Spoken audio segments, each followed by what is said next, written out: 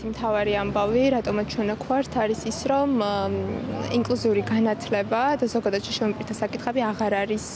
ალბათ არც არასოდეს არ იყო, მაგრამ უფრო მეტად დაიცია მისმა პრიორიტეტულობამ ჩვენს სახელმწიფოში და კიდევ ერთხელ უნდა შეგვეხსენებინა, რომ მათ არ ვაპატიებთ, ასე ვთქვათ, ამ ტიპის გადახვევას და გადაცდომას, იმიტომ რომ ფაქტობრივად ამ ადამიანებმა თვითნებურად თემის ჩართულობის გარეშე მიიღეს გადაწყვეტილება, იმის ჩვენს შესახებ მიიღეს გადაწყვეტილება და ამით დაარღვიეს გაეროს შრომებითი უფლებათა კონვენციის ერთ-ერთი მთავარი პრიორიტეტი,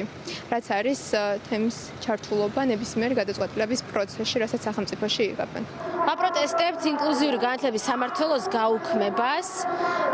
რომელიც რეალურად კი არ უნდა გაუქმებულიყო, უნდა გაფართოებულიყო და უმაღლესი განათლებაც უნდა ჩაესვათ და